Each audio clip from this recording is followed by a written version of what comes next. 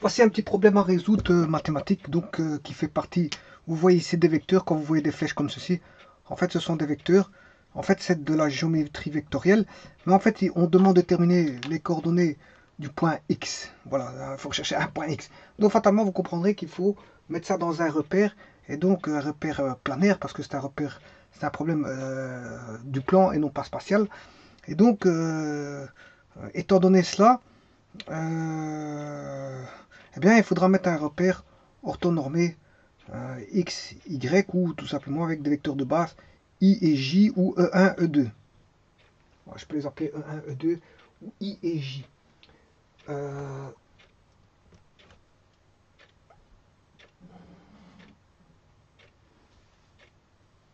Voilà. Bon, ce problème serait intéressant si on n'avait pas, je veux dire, les coordonnées A, B, C. Mais ici, en fait, il les donne. Ces coordonnées sont données dans le plan. Donc, c'est un problème de géométrie vectorielle, analytique vectorielle. Pourquoi vectorielle? Parce que ça fait référence à des vecteurs. Et analytique parce que ça fait référence à un repère orthonormé dans lequel on va calculer certaines choses. Bon, on sait bien que le vecteur AX, représenté dans un repère, voilà, on connaît le point A qui est le point 1, moins 1, 1, moins 1, voilà le point A. Le point B qui est 1, 2, 1, 1, 2, le point B est ici. Et le point C, moins 1, 2. Et le point C, moins 1, 2. Voilà le point C. Donc on a le point A, le point B, le point C. Et il faut déterminer le point X qu'on ne connaît pas, qui est une inconnue, de telle manière à ce qu'on ait la relation suivante, c'est-à-dire AX. Il faut chercher le point X tel que AX. On ait la relation là, AX plus 3 fois le vecteur BX donne 2 fois le vecteur CX. Bon, si X n'est pas connu, il faut l'appeler XY parce que c'est une indéterminée, on ne connaît pas sa valeur, donc fatalement je vais poser des inconnus qui sont XY en coordonnées. Mais avant tout, je vais mettre deux vecteurs de base. Les vecteurs de base, puisque je vais jouer avec des vecteurs, je vais jouer avec le vecteur, donc ici de base I, et le vecteur de base ici J. Voilà, et ici on a bien sûr X et l'axe Y, on n'est pas dans les études de fonctions, mais on est en géométrie. Donc c'est X et Y relatifs. On n'est pas dans les fonctions Y et fonctions de X, mais on est dans un plan où il faut placer un repère et donc placer des points et des vecteurs. Alors, on sait bien qu'un vecteur AX, supposons que le vecteur X soit là.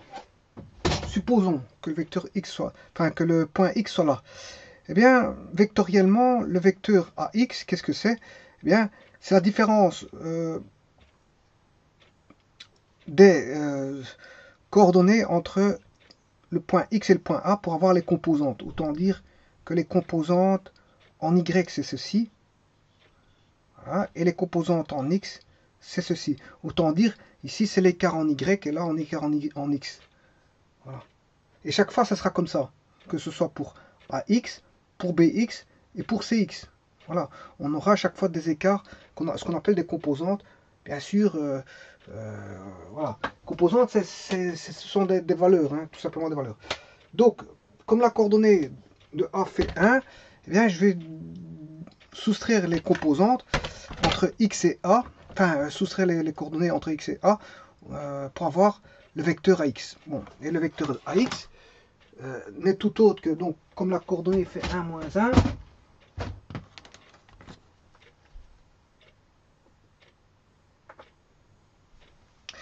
eh bien, donc j'aurai une expression, bien sûr, en X et une expression en Y qu'on va calculer.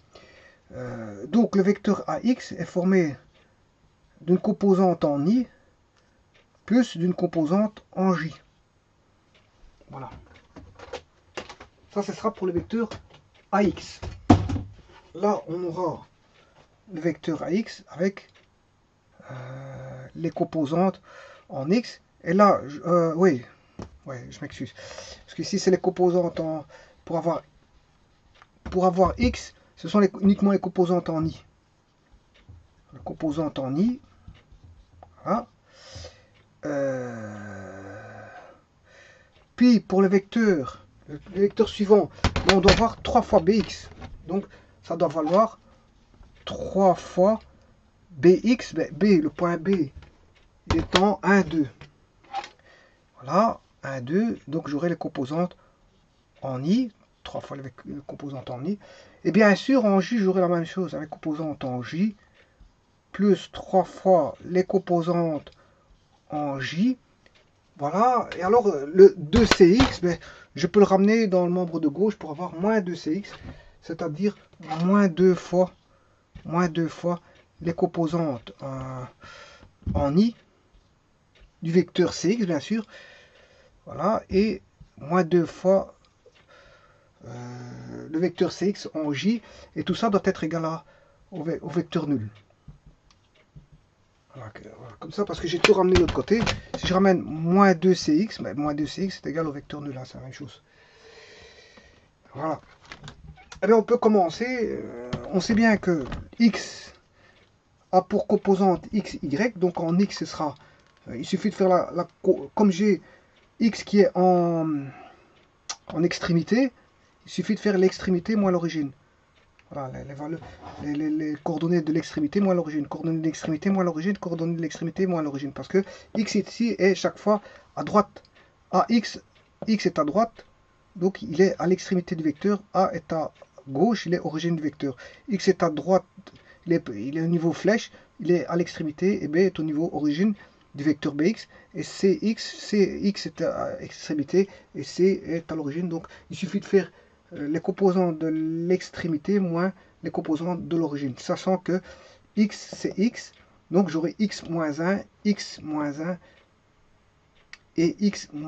ce qui fait x plus 1. Donc j'aurai x moins 1 et x moins 1, ce qui fait x plus 1. Voilà.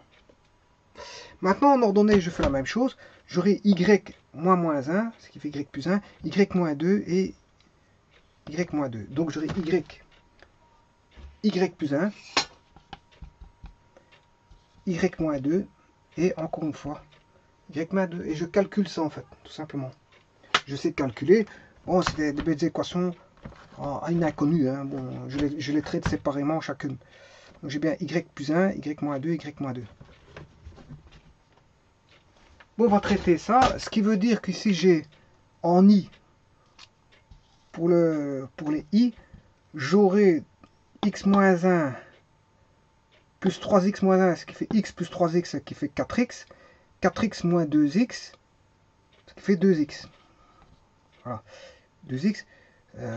Et là, j'aurai moins 1, moins 3, moins 4, moins 4, moins 2, moins 6. Égal au vecteur nul. Ou encore, le vecteur nul, je peux l'écrire 0i. Voilà pour la première équation. Et la seconde, y plus 3y, ce qui fait 4y, moins 2y, ce qui fait 2y. Et alors, pour les valeurs, on aura 1, moins 6, moins 5, moins 5, plus 4, moins 1. Voilà, j égale à le vecteur nul, ou encore 0j. Et voilà, ici, il suffit juste d'identifier l'équation 2x moins 6 égale 0. Donc, de celle-ci, l'équation numéro 1, on a 2x égale 6, donc x égale 3. Je peux retirer x égale 3. Voilà, donc j'ai trouvé x. Et le y, en fait, il se trouve en 2y égale 1, donc y égale 1,5. Donc, le point x se trouve au point 3, 1,5. Bon, maintenant, je vais le replacer dans le plan. Donc, on a déterminé le x, il suffit de le placer. Donc, il n'est pas là. Ça, c'était un essai pour donner des explications. On a le point A qui est ici, et le point x est en 3, 1, 2, 3. Voilà, ça c'est la coordonnée en x. Et en y, il est en 1,5. Donc, c'est-à-dire ici. Mais j'y étais presque, de toute façon.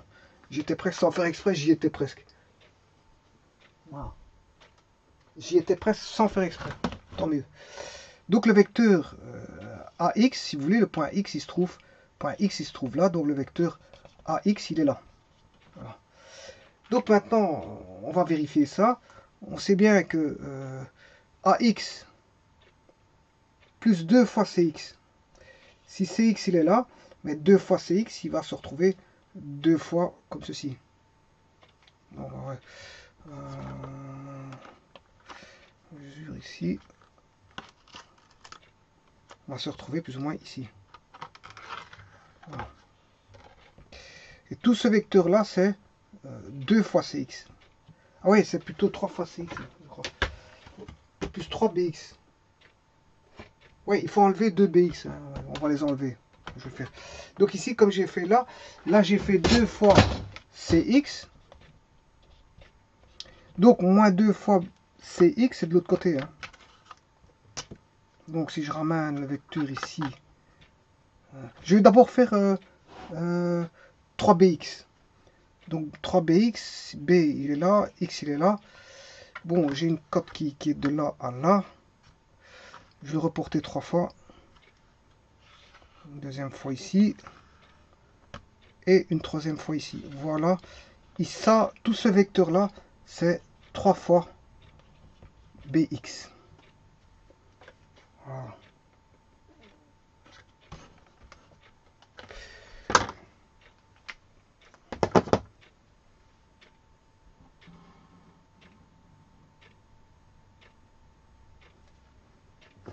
Voilà, j'ai 3 fois BX. Bon, maintenant, si je fais AX, qui est ici.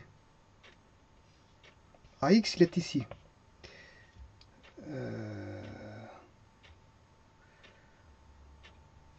Si je fais celui-là, plus 3 fois celui-là, 3 fois BX, et 3 fois BX, à X, je vais rajouter ceci.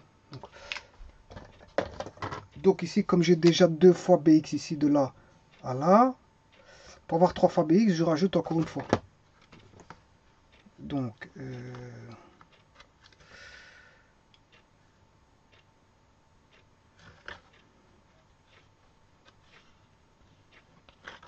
voilà, ici j'ai 3 fois. De là, d'ici à là, j'ai 3 fois BX.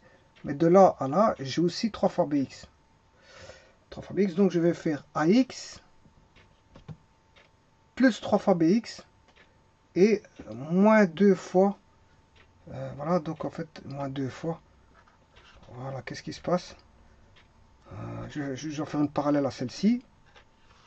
Voilà, qui a la même mesure que ce vecteur-là, mais dans l'autre sens. Parce que ça, c'est 2CX.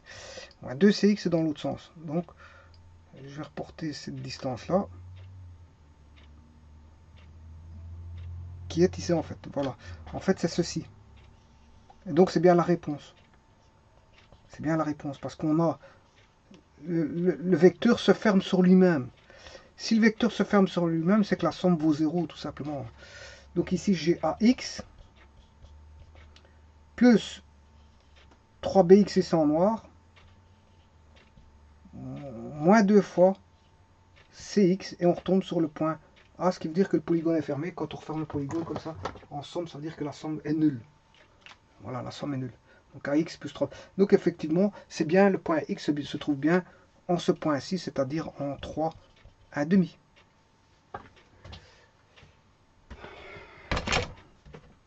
C'est un problème assez simple de géométrie analytique vectorielle. Voilà, je vous remercie.